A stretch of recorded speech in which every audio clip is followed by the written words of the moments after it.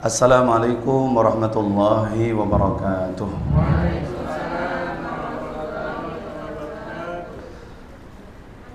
Alhamdulillah wassalatu wassalamu ala Rasulillah wa ala alihi wa sahbihi wa mawalah wa la hawla wa la quwwata illa billahil aliyyil azim. Wa hasbunallahu wa ni'mal wakil, ni'mal maula wa ni'mal nasir bi rahmatika ya arhamar rahimin. Kita sama-sama berdoa terlebih dahulu. Semoga majlis kita diberkahkan oleh Allah Subhanahu wa taala. Bismillahirrahmanirrahim. Allahumma shalli ala sayyidina Muhammadinil fatihi lima ughliqa wal khatimi lima sabaqa nasiril haqqi bil haqqi wal hadi ila siratikal mustaqim wa ala alihi haqqa qadrihi wa miqdarihil azim. Rabbana atina min ladunka rahmatan wa hayyi lana min amrina rasyada. Rabbi zidna ilman warzuqna fahma. Rabbi israh li sadri wa yassir li amri wahlul 'uqdatan min lisani yafqahu qawli bi rahmatika ya arhamar rahimin. Walhamdulillahi rabbil alamin. Bersyukur dengan berucap alhamdulillah kita masih diberikan kesempatan kembali untuk bertolabul ilmi dalam rangka mengisi sisa-sisa umur kita dalam mencari ridha Allah Subhanahu wa ta'ala. Salawat salam kita curahkan selalu kepada junjungan alam, pelita alam, baginda Nabi kita Muhammad sallallahu alaihi wasallam. Mudah-mudahan duduknya, hadirnya kita di sini sebagai pecinta sunnah Nabi Muhammad sallallahu alaihi wasallam, yaitu dalam rangka thalabul ilmi. Semoga Allah ridhoi kita semua, amin ya rabbal alamin. Dara ramang sararehat sadayana, alhamdulillah. Terlihat seperti santri dan santriatnya karena pakai meja gitu, masya Allah. Ya, mudah-mudahan semuanya tetap istiqomah, amin. Tema hari ini yaitu apa temanya? Apa? Memahami sunnah dengan benar. Allah firmankan di dalam Al-Quran, bunyinya laqad kana lakum fi rasulillahi uswatun hasanah. Ada ilmu tambahan dari beberapa ulama. Sesungguhnya di dalam diri baginda Nabi Muhammad SAW itu ada uswatun hasanah. Uswah itu dari dulu kita mengenal dengan contoh baik, ya. Hasanah artinya baik. Jadi contoh yang baik, maka disebut namanya uswatun hasanah. Setelah dipelajari ternyata cara bacanya boleh dibaca iswatun hasanah. Jadi kalau uswatun dengan dhamma itu artinya contoh-contoh yang bersifat berat. Sekali lagi, kalau uswatun contohnya bersifat berat atau jumlahnya banyak. Ketika ditasgir atau diperkecil kalimatnya dengan tarqiq itu dengan tanda kasrah, maka dibacanya jadi iswatun. Laqad kana lakum fi rasulillahi iswatun hasanah. Jadi tambahannya, kalau dibaca uswatun hasanah, contoh yang besar-besar. Kalau iswatun hasanah, itu contoh-contoh Nabi yang kecil-kecil. Kayak motong kuku, minum pakai tangan kanan, ngupil, terus nyenghil, nguap, bagaimana cara meludah, bagaimana cara bangun tidur, tidurnya bagaimana, terus bagaimana kalau kita lagi bersin, dan sebagainya. Itu masuknya kategori iswah. Apa iswah? Contoh-contoh kecil yang dilakukan sama Nabi Muhammad sallallahu alaihi wasallam. Kalau contoh besar, kayak tahajud, Nabi itu 100 rakaat kurang lebih. Nabi kalau lagi baca sholat, surat Qur'annya tuh sampai 4 surat dibaca, bukan kulhu, kuliah, kul auzu birabbil falaq, kul auzu birabbin nas. Nabi baca 4 surat itu dari Al-Baqarah, Alif Lam Mim, kemudian surah An-Nisa dan Al-Maidah. Bahkan sesekali masuk surat Al-A'raf. Wih, luar biasa. Itu 1 rakaat. Coba urang mapan Sohibul Kulhu. Kulhu. Nah, itu kita. Nah, itu masuknya kategori apa? Uswah. Apalagi Nabi melakukan hal-hal yang berat, yang mungkin umatnya nggak bisa ngelakuin. Seperti bersiwak. Tuh siwak aja masuk kategori, bukan kategori kecil, tapi kategori besar. Kenapa? Karena Nabi nggak pernah ninggalin namanya siwak. Pan kita mah pakai siwak usuman. Usum pulang umroh pakai siwak. Betul. Beres we siwakna enggesan we itu. Bahkan siwak kita mah udah hancur, udah bau segala jigong dan segala macam. Ya kan? Ini Nabi ada contoh namanya uswatun dan iswatun. Oke. Dari contoh ini, maka kita harus bisa mempelajari lebih dalam tentang sunnah. Jangan sampai kita ngajinya belum kelar, udah kadung nyunah. Akhirnya apa? Ngenah. Tuh. Ini mohon maaf. Jadi ngajinya belum kelar, ngajinya belum tuntas, ngajinya belum bersanad, ngajinya belum punya guru yang mutqin, tapi udah nyunnah, yang akhirnya udah terlanjur ngenah gitu. Tahu ngenah?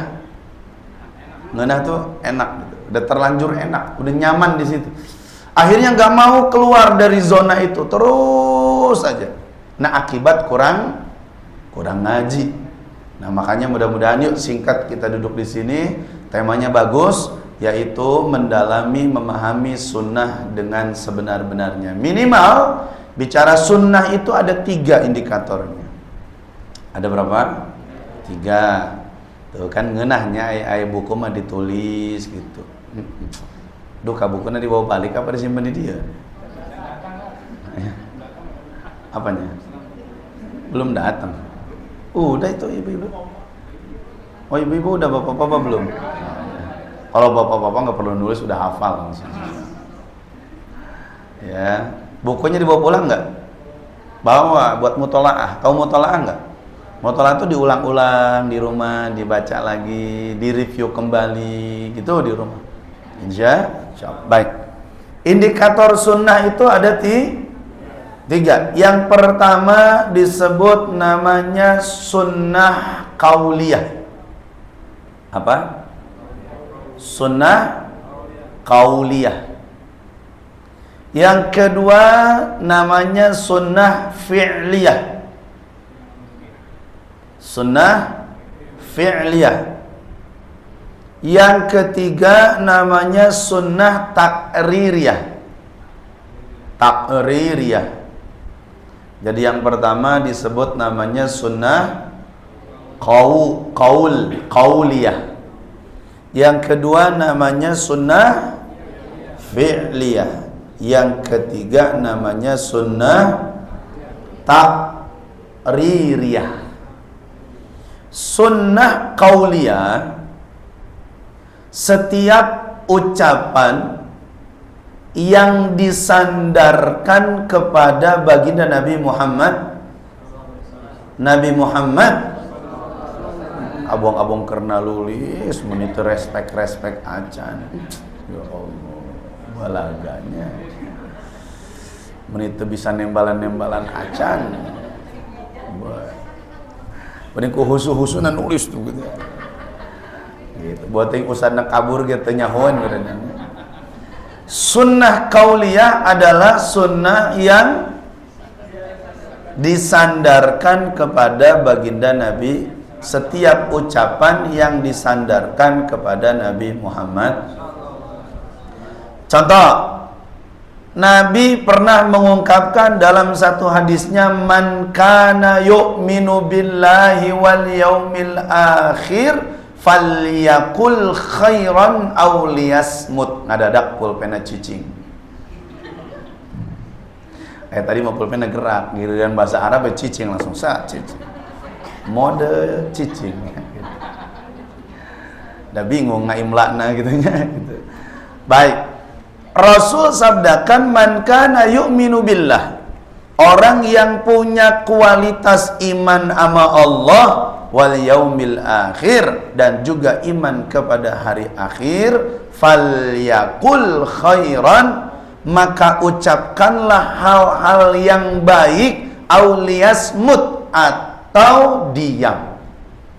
Maksudnya apa Ustadz hadis ini? Coba korelasikan dengan sunnah Nabi. Apa sunnah Nabi? Yaitu sunnah qauliyah. Yang Nabi ini sudah mengucapkan hadis tadi bahwa orang yang beriman dan iman kepada hari akhir, maka dia lebih baik diam daripada harus bicara yang tidak baik. Makanya aneh, ahli sunnah, tukang nyunnah, tapi ngagosip jalan terus. Nah, ini berarti belum mengamalkan sunnah Nabi Muhammad. Jadi jangan dipikir bahwa sunnah itu hanya sekedar A, B, C, D. Bukan. Nah, termasuk ucapan-ucapan yang disandarkan kepada Nabi Muhammad. Berarti Nabi nggak pernah ngomong kecuali ucapannya adalah yang baik. Sampai Allah firmankan, wa ma yantiqu 'anil hawa in huwa illa wahyu yuha. Tidaklah apapun keluar dari mulut baginda Nabi kecuali semua sumbernya dari wahyu Allah. Artinya, karena memang dari lisannya Nabi yang mulia itu nggak ada unsur nafsu, nggak ada unsur apapun, semua murni dari Allah Subhanahu wa taala. Maka kalau kita pengen mengamalkan sunnah Nabi, amalkan dulu poin yang pertama, yaitu sunnah qauliyah, yaitu sunnah ucapan yang disandarkan semuanya kepada Nabi Muhammad. Nabi itu kalau ngomong sampai 3 kali diulang. Nabi itu kalau bicara sama istri nggak pernah marah-marah. Jadi kalau ada orang jenggotnya panjang, kemudian sunnahnya dia amalkan, tapi istrinya dibentak-bentak, nah itu bukan sunnah namanya. Ya, sama teman marah-marah, bentak-bentak sama saudara, itu bukan sunnah. Berarti dia belum pengamal sunnah.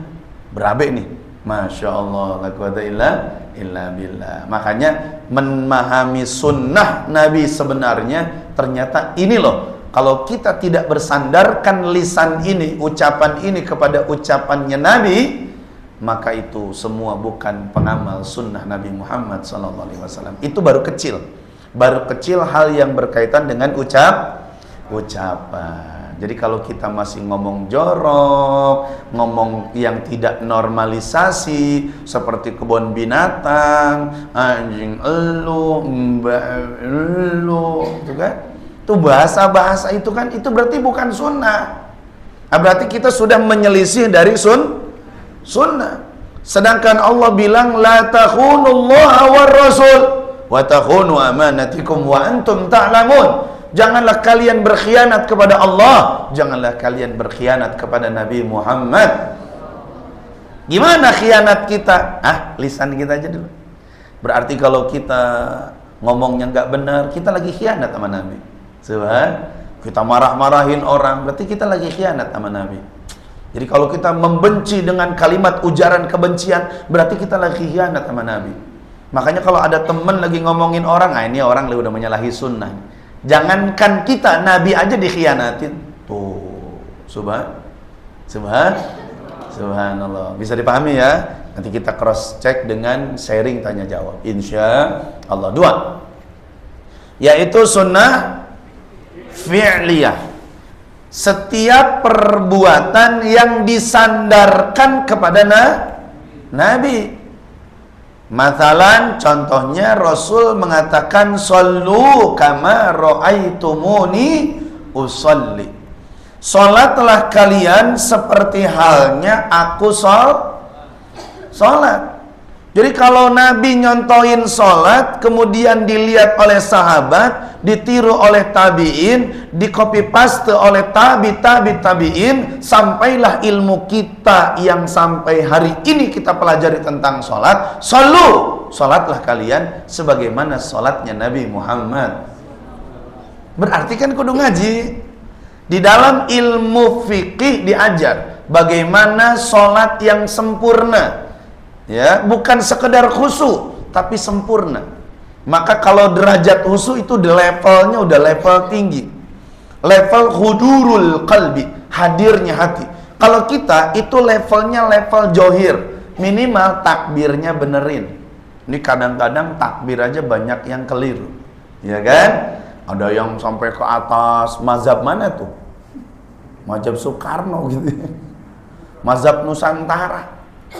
Harusnya gimana kalau takbir Ustaz? Kan sholat itu adalah aqwalun wa af'alun muftatahatun bitakbiratil ihram wa muhtatamatun bitaslim. Betul? Ngerti? Ngokos nuhu kararia.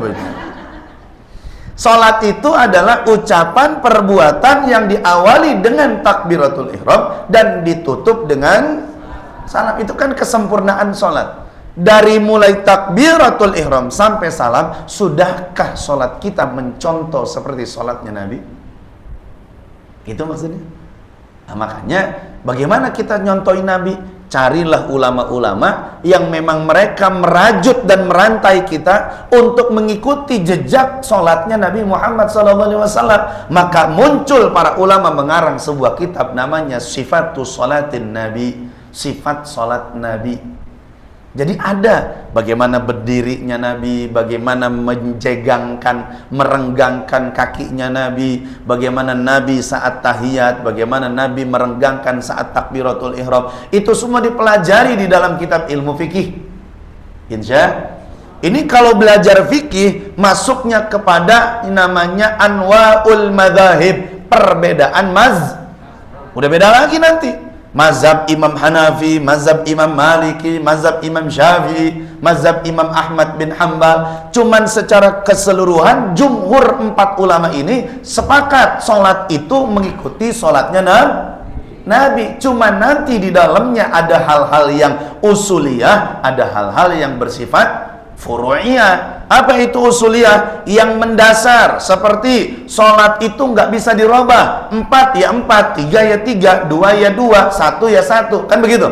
Itu namanya usuliyah. Tapi kalau furu'iyah, itu nanti ada perbedaan pendapat ulama, apakah takbirnya hadwa mankibaihi, sebatas pundaknya, atau hadwa sadrihi, atau sebatas dadanya, atau tidak warfa yadaihi, tidak mengangkat kedua tangannya. Itu namanya perbedaan pendapat. Nah, kita harus ngaji, maka dibutuhkan dalam hidup dan ibadah namanya mazhab. Apa itu mazhab? Wadah. Jadi orang teh kudu boga wadah, hirup teh ibadah nah kudu boga wadah. Ulah pacungcal wadahna, tong pacampur sayur hasem dicampur jeung gule atuh pabalatak meureunna. Gule dihijikeun jeung sayur hasem dicampur dina satu wadah, enak nggak? Atau belenak rasana meureun. Pengajian juga sama, ngaji jeung Ustadz Hisam, ngaji oke jeung Ustadz nu lain atuh lieur. Liarnya apa? Ustadz Hisam mazhabnya Imam Syafi'i, Ustadz di Lembur mazhabnya Imam Maliki, atau kacau. Begitu juga dengan broadcast media sosial. Ngajinya dengan Ustadz yang mazhab Imam Syafi'i, tapi broadcastnya diambil dari sosialnya yang mazhabnya beda. Mual asup. Nu aya lieur. Betul. Oh, cenah cek Ustadz Hisam lamun keur tahiyat kudu cicing. Tapi cek medsos mah kudu gerak kita tuh kudu kitu tuh. Jadi nu bener mana ya teh? Ah, geus aing moal ngaji ah, tuh lieur.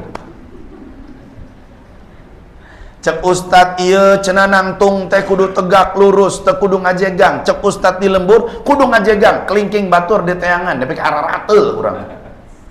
Di teangan kelingking batur. Betul? Jadi nu bener nu mana ieu teh? Cenah cek Ustadz si ieu mah cenah teu make kunut, cenah cek Ustadz ieu kudu make kunut. Cenah cek Ustadz ieu teu meunang ziarah, cek Ustadz ieu meunang ziarah, cek Ustadz ieu teu meunang tahlil, cek ieu cenah meunang tahlil. Cenah teu meunang maca ajan di kuburan, cek ieu meunang maca ajan kuburan. Jadi aing teh nu mana ieu teh ngaji teh?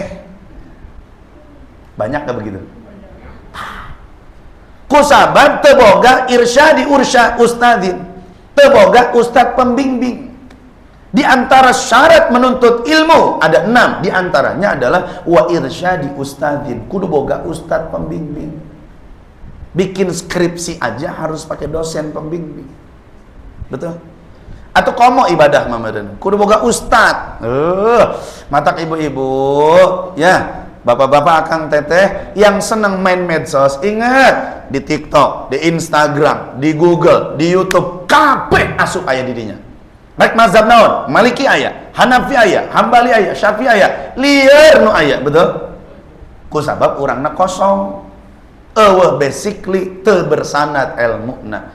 Bukan melarang ngaji, boleh ngaji dengan siapapun, tapi harus bisa memilah mana yang tepat, mana yang tidak tepat. Insya. Ini banyak jamaah masih aja brosket grup yang sebelah sono, di sebelah sono gitu. Ya beda kan sama kita, beda kan? Beda. Iya. Assalamualaikum. Nih itu baru sunnah fi'liyah. Nah bagaimana sholatnya Nabi? Nah digambarkan di dalam mazhab kita yang sekarang kita pegang. Mungkin sampai hari ini bapak ibu akang teteh juga masih bingung. Hari orang teh mazhab naon? So bapak ibu mazhab naon? Menengguna Syafi'i pos kababaturan wae. Imam Syafi'i mah tukang sapi. Imam muni bedegong punya orang. Imam Syafi'i. Mazhabna apa? Syafi'i. Ya Allah Syafi'i. Imam. Jujur, bunda ibu, akang teteh, sampai hari ini mungkin kita nggak tahu nih mazhab kita apa. Leres. Makanya hadir mazhab Nusantara. Mazhab Mama Gupron. Mazhab Abah Aos. Pernah liar marianan? Dan itu dijanjikan oleh Nabi di akhir zaman. Wa fi akhir zaman amat akan hadir sesuatu yang araraneh. Ustadz yang loba nu araraneh hayana bu. Wah, ceramah teh jungkil balik. Ceramah jungkil balik. Apalagi kiai ieu ki geledeg, masya Allah, rupa-rupa araraneh. Bahkan aya ustadz make peci 2 meter ka luhur. Geus kitu pecina di lampuan sing gurilap, astagfirullahalazim. Hah. Ini alba araraneh. Belum lagi Isra Mi'raj digabung antara dangdut koplo dengan ustadz dihijikeun. Ini di akhir zaman bakal muncul hal-hal yang aneh, araraneh di akhir zaman. Nauzubillah min. Makanya Bapak Ibu, yang sedikit itu kata Nabi, tuba lil ghuraba. Beruntung mereka yang asing. Siapa yang asing? Kita. Yang asing tuh majelisna aya tapi jamaahna eueuh eta arah asing. Lain loba laga beneran ieu mah. Karyawannya banyak tapi tidak semua bisa ngaji. Tuba lil ghuraba. Beruntung mereka yang asing. Ini kita tuh asing. Asing, araraneh. Kok aneh amat sih? Di perusahaan Jepang bisa ngaji tuh, aneh kan? Nah, iya, sampai jamaah saya itu bertanya-tanya, Ustadz kok bisa sih di perusahaan Jepang bisa ngajar? Karena memang saya punya murid araraneh.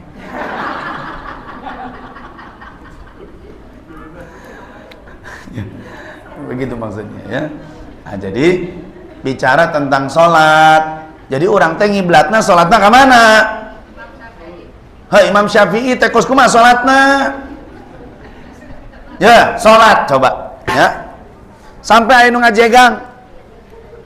Tah, teangan dina kitab Imam Syafi'i aya teu salat ngajegang. Allah, berarti lain mazhab Imam Syafi'i. Kitu. Allah.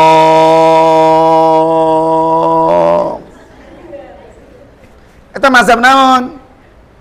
Takbir Imam Syafi'i. Allah.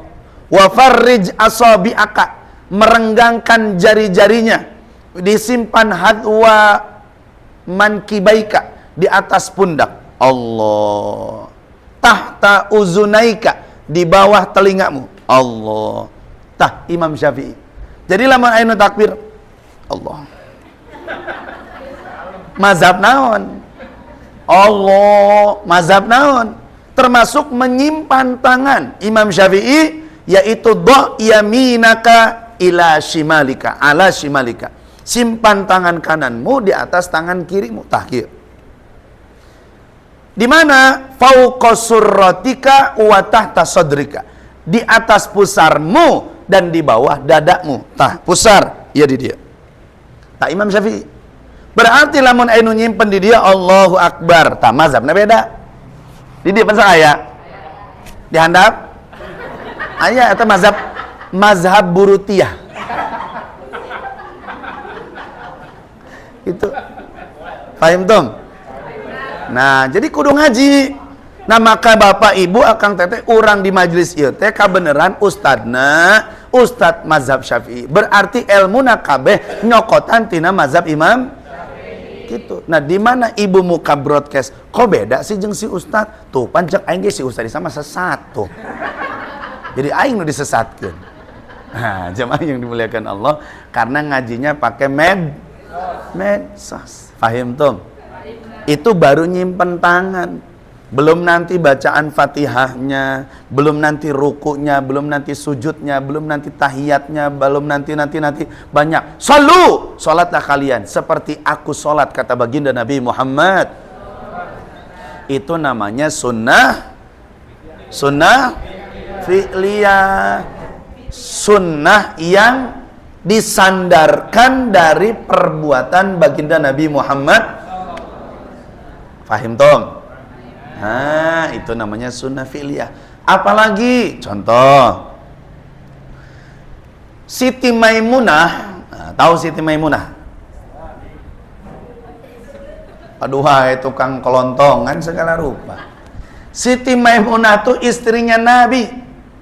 Istrinya Nabi, Siti Maimunah mengatakan, wa kana Rasulullah sallallahu alaihi wasallam idza qama min naumihi fajalasa. Saat Nabi bangun dari tidurnya, Nabi duduk dulu. Kemudian wa masaha wajhuhu wa badanuhu, diusaplah mukanya Nabi dan seluruh tubuhnya Nabi. Katingali dilihat oleh istrinya namanya Siti Maimunah. Maka Siti Maimunah menyampaikan cerita yang dilihat oleh beliau kepada sahabat yang lain. Jadilah namanya perawi hadis atau riwayat hadis. Maka orang kudu belajar ngarana ilmu hadis. Jauh keneh merenang orang teh can belajar aya hadis hasan, ada hadis sahih, ada hadis dhaif, ada hadis maudhu, ada hadis mursal, ada hadis mutawatir, ada hadis ahad. Wah, loba keneh eta 5 SKS mun kuliah. Coba. Pan urang mah bisana netizen teh nyalahkeun doang, itu enggak ada hadisnya. Hulu sia hadisna. Sok paradubah pan ayeuna mah. Hadisna. Padahal baru satu kitab dia baca hadisnya. Belum baca kitab hadis. Pan kitab hadis teh loba. Loba latak kitab hadis. Kitab fikih, bejibun. Ada ini segala macam. Belum tauhidnya, belum tasawufnya. Imam ge sarua loba, ada Imam Syafi'i, Imam Hambali. Ieu mah imamna imam eta wae eta pokona cek imam eta kitu. Astagfirullahaladzim. Tuh, Islam itu luas. Jangan dipersempit. Assalamualaikum. Makanya saya bikin status. Ningali itu status abdi. Barina gitu bukan nomorna kacida. Dauh kahayang teh ya sugan atuh aya kahayang di save nomor ustad gitu. Di save-na naon sugan we aya kata-kata mutiara anu bisa disimpen. Ieu mah boro-boro. Nu aya perasaan sieun kanyahoan aing mun boga nomor ustad cenah statusna gitu. Apa saya bikin status? Coba siapa yang udah baca? Siapa yang udah baca? Innalillahi kacida aing boga murid teh durhaka kabeh. Ya. Ya Allah, ngadadak ini dibuka status aing. Coba. Ayo coba dulu siapa baca no? Ayo coba. Apa coba? Nggak ada. Mas Allah. Bukan. Status. Aku naon ningalina ayeuna atuh. Semakin kita bertambah ilmu, perhatikan, semakin kita bertambah ilmu, semakin kita menyadari kita ini kurang ilmu. Beneran. Semakin ngaji, bukan sombong, semakin sadar saya itu kurang berilmu. Saya sempat ngaji bareng sama Ustadz Adi Hidayat. Waktu itu ada acara di Pondok Indah bersama. Saya mimpin zikir dan sholawat, beliau yang tausiah. Saat itu beliau bicara, eta kabeh apa yang disampaikan Ustadz Adi Hidayat, daging ilmu kabeh, wah tulang taleng. Tahu tulang taleng enggak? Daging anu geus di cacagan tinggal tulangna doang. Ini daging semua. Dan itu kita sadar diri, ya Allah, kita mah di depan Ustadz Adi Hidayat aja bubuk rangginang. Iya, sok mau ngadu apa? Mau ngadu hafalan Quran? Udah, mau bisa. Mau ngadu ilmu tafsir? Nggak akan sanggup. Nggak usah itu dah, ngadu main tenis meja aja udah kalah pasti. Beliau main tenis meja nggak lihat. Coba ngalawan tenis meja wongkul nges eleh komo ilmu nangis yang jauheun. Ini ada orang belagu baru ngaji kemarin di zona mereka, tiba-tiba berani menyalahkan Imam Syafi'i, berani menyalahkan Imam Nawawi. Apa itu Imam Nawawi? Bus, Masya Allah. Imam Nawawi itu kalau malam ngarang kitab sampai ribuan hadis nempel di kepala. Imam Nawawi, Masya Allah, la quwata illa billah. Ini bocah baru kemarin udah nyalahin Imam Nawawi. Bocah baru kemarin udah berani nyalahin Abu Yasayyid Al-Maliki di tanah Arab Mekah, yang beliau ini disebut muhaddis. Muhaddis itu adalah orang yang hafiz, hafal ribuan hadis. Coba, udah berani. Saya berani ngomong karena saya pernah debat dengan mereka, dengan kelompok mereka yang menyatakan nggak dipakai Ustadz hadis begitu, nggak dipakai Ustadz ini ilmu begini, kita tuh ulamanya ini, kalau ulama-ulama yang lain kita nggak pakai. Masya Allah, saya nggak suka tuh yang namanya Habib ini, Habib ini, Habib ini, Habib ini. Habib Umar saja dibully sama mereka. Hah? Habib Umar tuh hafiz Quran, hafiz riwayat bacaan Quran. Masya Allah, makanya ibu bapak jangan ikut-ikutan netizen. Netizen mah eueuh otakan. Bener. Kalau mau ngaji, duduk bareng, baca kitab. Tuh yang tadi tuh saya ajak debat. Kang, Akang gak usah panjang lebar deh, ke rumah saya yuk. Ngapain Ustaz? Ngopi aja, nongkrong sama saya. Ya ngapain dulu? Ente udah baca kitab ini belum? Kitab ini belum? Kitab ini belum? Ya Ustaz mau jangan ngina saya dong. Kenapa? Saya beli kitabnya aja nggak pernah, apalagi bacanya. Oh, satu tuh. Ya udah, nggak usah beli, anak punya kitabnya kok. Yuk, ente baca deh kitabnya tuh. Wah, kagak bisa Ustaz. Wah, ngeledek Ustaz. Lah ente dalilnya dari mana? Dikirim sama dia. Oh, dari AI ternyata. Innalillahi wa inna ilaihi.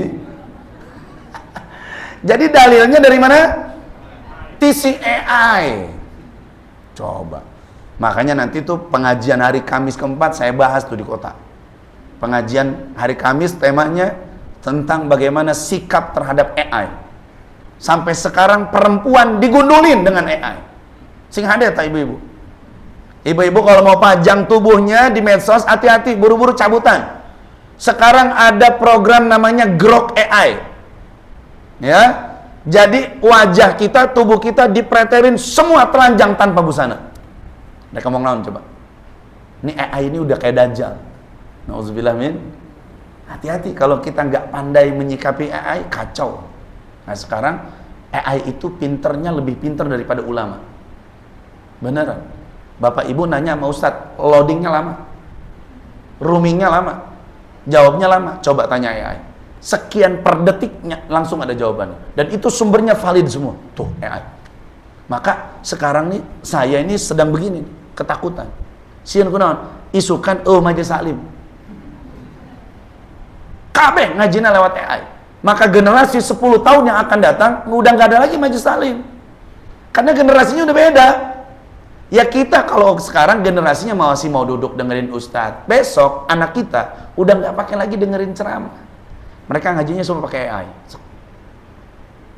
Tuh. Dikemanain ustadz? Pensiun ustadz. Nauzubillah. Masalahnya bukan materi, tapi otak anak sudah mulai terkontaminasi. Gimana mazhab mereka? Gimana aliran mereka? Bagaimana dengan iman dan tauhid mereka? Segitu teh belum dajjal. Yang kalau dajjal udah turun, jangankan orang nggak beriman, yang beriman aja langsung copot iman. Dajjal. Subhan. Sing haruleung perkara rieu. Mikiran Dajjal kos kumaha cenah. Tong dipikiran enggel lieur teh nya. Nah, balik lagi, Bu. Sunnah fi'liyah. Yang ketiga, biar cepat. Sunnah takririyah. Naon sunnah takririyah? Yaitu sunnah yang disandarkan kepada diamnya baginda Nabi Muhammad. Aing mah muni hararusu nulis ke. Menit bisa nembalan sallallahu alaihi wasallam. Kalau ditulis sallallahu alaihi wasallam. Nabi Muhammad sallallahu alaihi wasallam. Nah, Bapak Ibu Bunda Akang Teteh, naon sunnah takririyah? Begini. Nabi lagi diam, tiba-tiba datang seorang sahabat namanya Khalid bin Walid.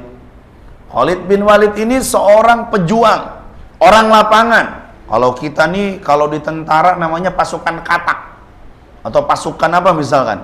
Ini Khalid pansus, pasukan khusus, nggak pernah masuk rumah, di lapangan terus. Karena Khalid bin Walid adalah orang yang ahli strategi. Karena yang mengalahkan umat Islam di perang Uhud adalah Khalid bin Walid.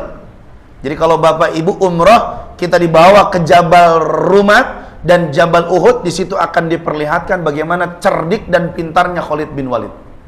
Sampai semua umat Islam banyak yang meninggal dunia, termasuk pamannya Nabi yang namanya Sayyidina Hamzah. Tinggal neruskan zahna unggul ke hese ini.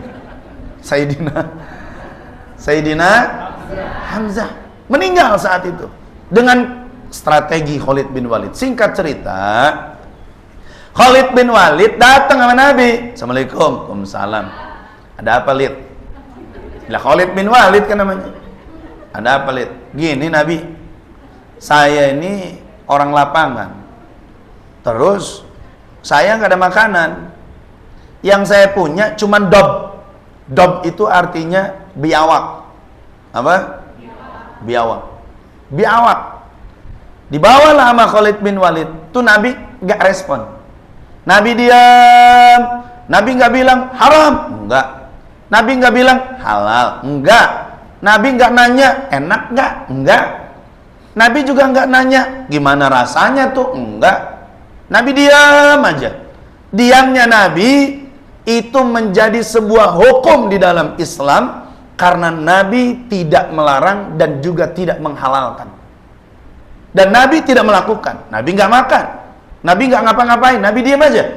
Tapi Nabi tidak melarang. Ketika Nabi tidak melarang, itu jatuhnya bukan bid'ah. Itu jadi hukum. Nabi nggak ngelakuin, itu bukan bid'ah, itu jadi hukum. Ini kadang-kadang jadi dalil. Nabi kan nggak ngelakuin. Yang Nabi nggak ngelakuin itu namanya bid'ah. Banyak yang ngomong begitu. Pokoknya kalau Nabi nggak ngelakuin bid'ah, Nabi nggak ngelakuin bid'ah. Tar dulu, Nabi itu nggak makan biawak. Nabi biarin biawak. Yang makan Khalid bin Walid. Khalid bin Walid salah satu sahabat yang dijamin masuk surga. Kalau Khalid bin Walid saat itu melanggar perintah Nabi dan melakukan bid'ah terbesar saat itu, maka Khalid bin Walid adalah seorang yang pengkhianat kepada baginda Nabi Muhammad. Jadi sunnahnya tuh harus digabungin. Ada sunnah kauliyah, ada sunnah fi'liyah. Gak cuman cukup sampai di situ. Ada namanya sunnah takririyah. Apa sunnah takririyah? Sunnah yang disandarkan dengan diamnya Nabi. Akhirnya Khalid bin Walid orang lapangan makan tuh biawak. Dimakan sama Khalid bin Walid. Nabi diam nggak? Diam, nggak ngapa-ngapain udah. Nggak nanya juga lagi. Gimana, Lid? Enak nggak? Enggak. Didiamin sama Nabi. Maka seketika sahabat pun yang lain makan biawak. Nabi juga diam. Diamnya Nabi jadi hukum. Itu namanya hukum sunnah takririyah. Fahim tuh? Jadi jangan bentar-bentar Nabi nggak ngelakuin itu bid'ah, Nabi nggak ngerjain itu bid'ah. Nggak semua apa yang ditinggalkan sama Nabi itu bid'ah. Apalagi sampai dikatakan kullu bid'atin dhalalah wa kullu dhalalatin finnar. Modal. Allahu Akbar. Assalamualaikum. Nah ini nih, kita buka wawasan ilmu agama kita. Kita kan orang Islam. Udkhulu fis silmi kafah. Masuklah ke dalam Islam dengan sempurna. Nggak cuman dunia. Dunia mah nggak akan kita bawa teh Pak Bu, betul? Sekarang kita ngumpulin duit kerja di sini, bentar lagi juga pensiun. Kalau udah pensiun selesai, kontraknya habis selesai. Apa yang mau kita cari? Masya Allah. Betul. Nah, berikutnya contoh lain. Biar terang dulu. Nanti enak nanyanya gitu ya. Nabi lihat di surga. Dalam satu riwayat Nabi dengar, bukan lihat. Karena Nabi saat Isra Mi'raj dibuka 70.000 pandangan, 70.000 pendengaran. Nabi udah tahu isinya surga dan isinya neraka. Nabi udah tahu siapa yang nama-nama ditulis di surga dan siapa nama-nama yang ditulis di neraka. Yang di surga disimpan di tangan kanan Nabi, yang di neraka disimpan di tangan kiri Nabi. Jadi tahu. Bapak Ibu tahu nggak namanya ada di mana? Pede banget ada di kanan. Kita kan nggak tahu. Gambling kan? Maka kegamblingan kita baca sholawat. Biar Nabi, kalaupun nama kita nggak ada di kanan, nggak ada di kiri, Nabi syafaatin kita. Begitu maksudnya. Ini baca sholawat bid'ah. Nggak boleh baca sholawat nariyah. Nggak boleh baca sholawat tibil gulub. Nggak boleh baca sholawat. Sholawat itu cuma satu. Sholawat Ibrahimiyah. Astagfirullahaladzim. Assalamualaikum. Ini kan kita harus ngaji. Ini kita benahi cara berpikir kita. Insya sholawat itu apa aja bebas. Bu, Pak, sholawat apa aja sigohnya. Yang penting kalimatnya ada Allahumma sholli ala Muhammad. Kesananya bebas. Sholatan kamilatan, sholatan tunjina biha, sholatan tamla'u bihar rizqi, sholatan tarzukuna bihar rizqan midroro. Bebas, yang penting awalnya Allahumma sholli ala Muhammad. Kita merek make Sayyidina, rek make terserah. Pan aya nu anti Sayyidina sarua. Jangan pakai Sayyidina. Bid'ah. Tulis we ka dokter, "Dok, ini kenapa nama saya pakai TN? Tuan Ujang." Tuan Ujang.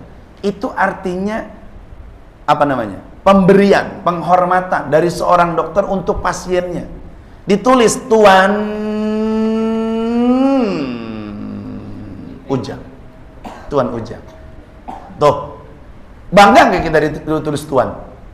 Bangga. Wih. Nabi kita panggil Sayyidina Muhammad. Artinya apa Sayyid? Tuan kami.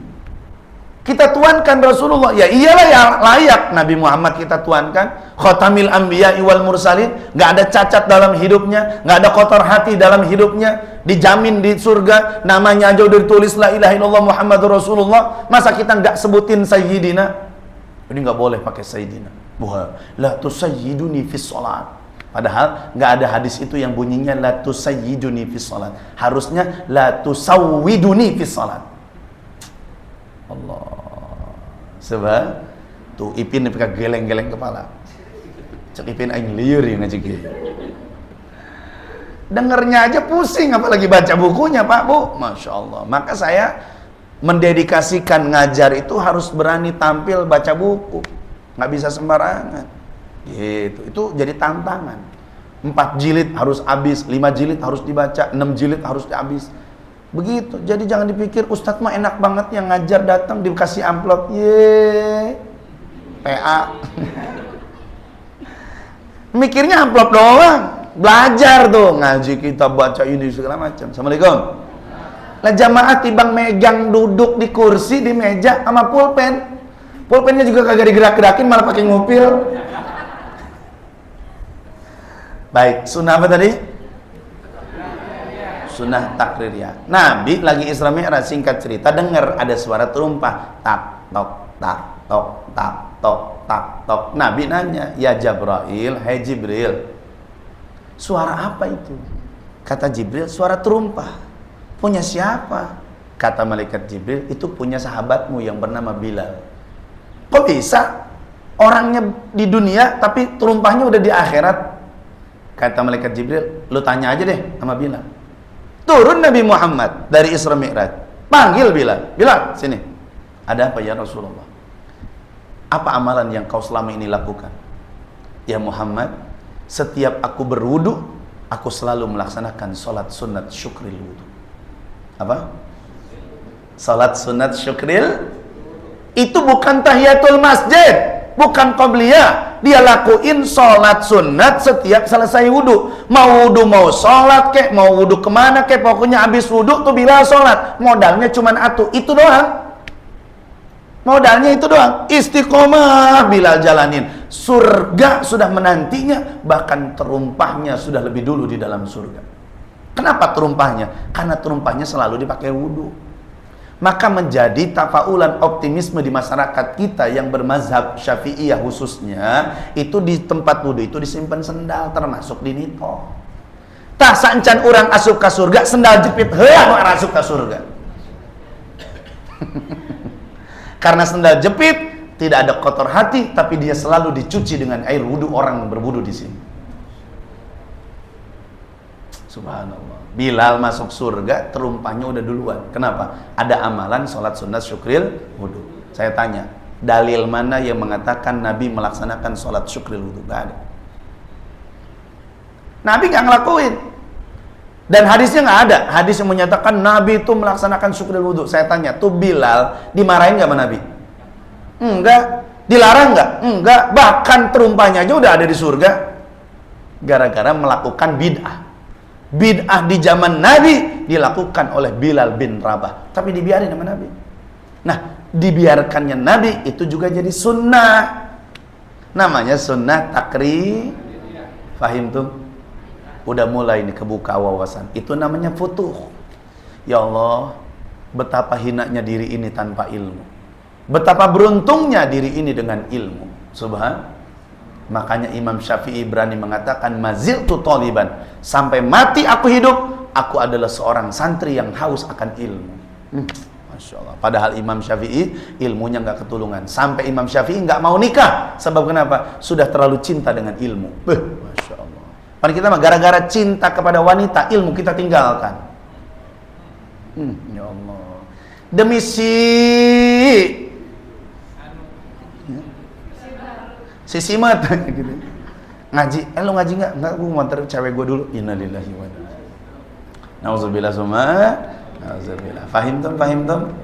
Nah, jadi sunnah dibagi 3. Namanya sunnah qauliyah, sunnah fi'liyah, sunnah.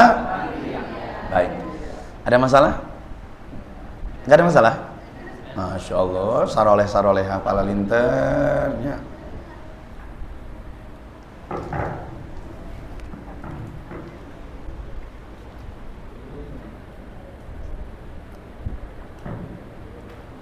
Banyak lagi ya contoh sunnah yang didiemin Nabi. Salah satunya adalah taraweh.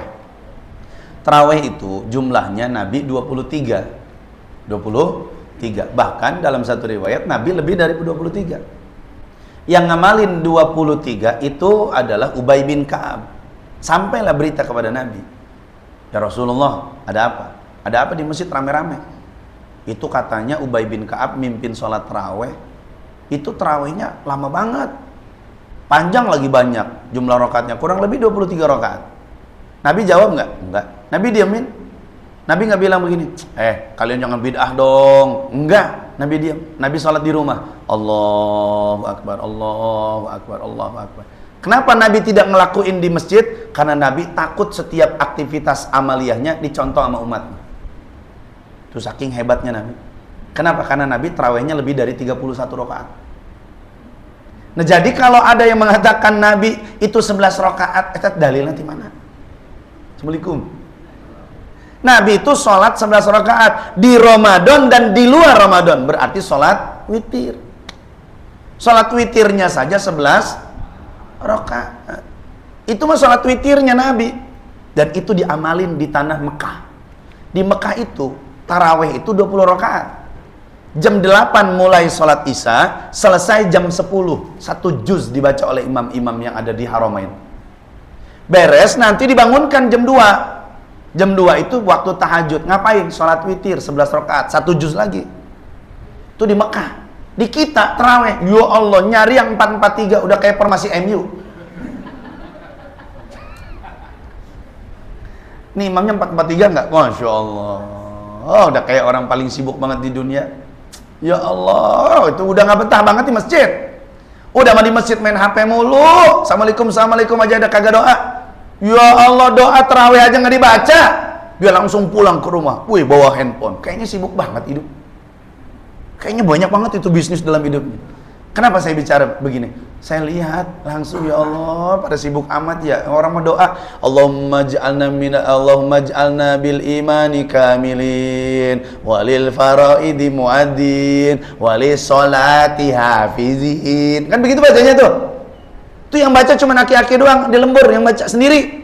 Yang lain pada kabur semua. Ya Allah, apalagi yang 8 rakaat. Udah nyelonong aja tuh udah ada. Witir nggak di rumah? Nggak tahu tuh kalau di rumah. Kan 8 itu kan buntu, ya, genap, kan belum ganjil. Oh, nanti witirnya di rumah. Taunya di rumah makan kolak, iya, bukan witir. Ngelanjutin buka yang tadi belum selesai. Oh, nanti aja witirnya sekalian tahajud. Tahajud kagak, witir kagak, langsung sahur. Itu kelakuan kita tuh. Ya nggak tahu lah. Di sini ini jamaah teman-teman saya ini sholatnya 8 atau 23. Random gimana situasi Ustaz. Kalau situasi lagi enak 23. Kalau lagi bete ya 8. Namun bisa mati sholat tuh.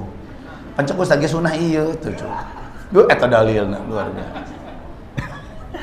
Bener Kang Dudin ya? Gitu. Masya Allah. Baik, ada pertanyaan? Oh, pertanyaan. Bingungnya naranya naon. Terus nyaho player disimpen, sinaloba nanya di grup di bejaan. Ih, anger eueuh nanya. Subhanallah. Ya. Terima kasih Ustaz. Ya. Assalamualaikum warahmatullahi wabarakatuh. Waalaikumsalam warahmatullahi wabarakatuh. 15 menit lagi kita waktunya. Terkait dengan indikator tiga sunnah ini kan ada yang pertama terkait dengan kesadaran ucapan, terus perbuatan dan keyakinan Rasulullah. Nah, dari ketiga ini tentunya kan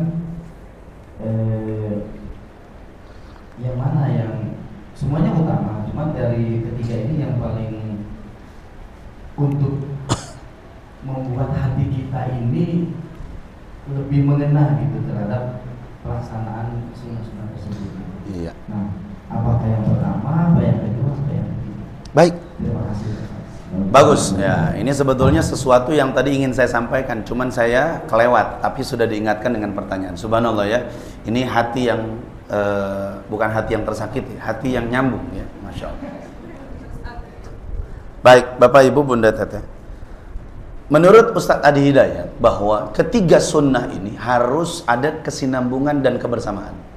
Nggak bisa kita ngamalin sunnah kauliyahnya aja, kita nggak bisa ngamalin sunnah fi'liyahnya aja. Contohnya apa? Korelasi dan keterikatan antara sunnah ini. Contoh, kita sholatnya tuh sunnah Nabi, kita amalin takbirnya, kemudian segala macam, tapi ngomongin orangnya nggak berhenti. Nah, itu namanya bukan pengamal sunnah.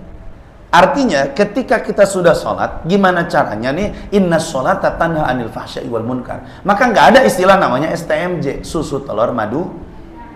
Maksudnya sholat terus maksiat, itu nggak bisa. Jujur sampai hari ini kita ini belum klop. 3 sunnah itu belum nyampe. Baik qauliyah, fi'liyah, sama takririyah. Itu belum klop tuh. Masih antara satu-satu, timpang tindih. Makanya kita nggak kenal sama Nabi. Makanya kita sulit banget ketemu Nabi. Makanya buat cinta Nabi berat. Sebab kenapa? Ya sunnah yang 3 aja belum kita kenal, belum kita nyampein. Betul? Belum kita amalin. Betul? Nah, ini makanya tadi pertanyaannya bagus. Apa yang paling tepat buat diri kita? Tiga-tiganya gimana? Qauliyahnya diamalkan, fi'liyahnya diamalkan, takririyahnya diamalkan. Minimal qauliyahnya kita berkesinambungan dengan bersandarkan kepada ucapan Nabi Muhammad SAW. Minimal bertahap mengamalkan sunnahnya Nabi. Berarti harus semakin bertawadu, ngomongnya pelan-pelan, nggak boleh emosional, nggak boleh susah kan? Coba, Nabi kan nggak pernah marah. Coba, apalagi perbuatannya. Nabi nggak pernah minum berdiri, Nabi nggak pernah itu yang namanya kencing berdiri, walaupun pernah sekali itu ada situasi, kan begitu. Itu namanya fi'liyah.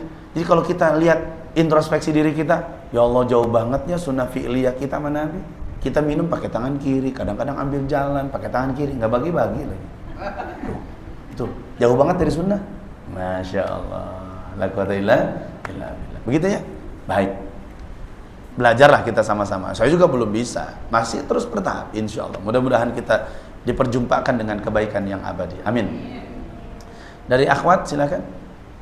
Kelihatannya wajahnya nggak punya masalah semua ya, Masya Allah. Atau masalahnya sudah terselesaikan di Pegadaian semua. Karena Pegadaian mengatasi masalah tanpa masalah. Waalaikumsalam warahmatullahi wabarakatuh. Kotak pertanyaannya udah nggak dipakai lagi? Yang sesuai tema. Oh, sesuai tema. Baik. Apakah sujud sahwi itu berlaku untuk sholat sunnah? Terima kasih. Iya. Sujud sahwi apakah berlaku untuk sholat sunat? Sujud sahwi itu bagian daripada untuk penyempurna sholat. Sholat apa? Sholat apa aja? Sholat wajib ataupun sholat sunat. Yang penting yang namanya sholat. Jadi sujud sahwi itu kapan? Saat sunat abad kita tidak lakuin. Emang sunat itu ada berapa Ustaz? Tadi kata Ustaz ada 3 katanya. Ada qauliyah, ada fi'liyah, ada takririah. Kok ada lagi sih? Gue jadi bingung nih ngajinya nih. Di dalam sholat beda lagi sunnahnya. Maka Imam Syafi'i mengatakan kalau ada orang berdiri untuk sholat tapi dia nggak tahu baina sunaniha wa furudiha, dia nggak tahu mana yang sunat mana yang fardu, batalat salatuhu, batal salat. Wih, Masya Allah. Kadang-kadang orang sholat gitu nyaho mana sunat mana wajib. Belum lagi nanti ada yang rukun itu ada 3. Ada rukun qauli, ada rukun fi'li, ada rukun qalbi. Nah loh, liar ta. Gagabah. Mata kehirup teh lain saukurku materi. Sibuk ngarumpulkeun duit ilmu, wah, ibadah kacau. Mau jadi apa? Innalillahi wa inna ilaihi. Allah, beruntung kita ngaji hari ini sadar. Ayeuna. Ya sadar ayeuna. Nyawa ya sudah. Nah Bapak Ibu, dalam sholat aja ada rukun qauli. Apa rukun qauli? Rukun qalbi dulu deh. Rukun qalbi, rukun yang harus ada di hati. Apa itu? An-niyat. Mahalluha fil qalbi, tempatnya kudu di hati. Jadi kalau kita niat usolli fardhul maghribi 3 rakaatin, itu mah hukumnya at-talaffuzun niyah as-sunnah. Melafazkan niat itu hukumnya Yang wajibnya apa? Hati. Usolli fardhul maghribi, lisan berucap maghrib, maka hati pun langsung connecting bahwa saya niat sholat maghrib. Gak niat begitu, batal sholatnya. Pada-pada masuk ngenah bae datang, baru jong terlambat ya gura-giru lulumpatan. Rek sholat berjamaah datang makin mau kena ge pajujut keneh. Buuk ka mana-mana, langsung takbir Allahu Akbar. Nah, itu niatnya gimana? Kan tadi udah niat saya Ustaz dari rumah. Nah, ini kan bicara tentang niat juga panjang lagi nanti. Nah, jadi itu namanya rukun qalbi yang ada di hati. Rukun qauli, rukun yang diucapkan seperti suratul Fatihah. Fatihahnya nggak benar, batal sholatnya. Itu rukun qauli. Apalagi tahiyat. Nggak baca sholawat sama Nabi di tahiyat akhir, di tahiyat awal, itu nggak sah sholatnya, batal. Coba, berarti kan kudu belajar fikih. Apalagi rukun fi'li, kalau dia nggak melakukan ruku, berarti dia nggak sah sholatnya. Dia nggak ngelakuin duduk tahiyat akhir, nggak sah sholatnya. Itu namanya rukun fi'li, rukun perbuatan. Yang sunnahnya apa lagi? Ada sunnah hayat, ada sunat abad. Sunat hayat jumlahnya ada 40, sunat abad jumlahnya ada 7. Liar. Subhan. Yang 40 itu sunat hayat, bila mana tidak dikerjakan dalam sholat, nggak perlu sujud sahwi. Tapi kalau sunat abad itu dianjurkan untuk sujud. Naon sujud sahwi teh? Sujud karena kita melupakan sunat abad. Sunat abad diantaranya apa? Kunut.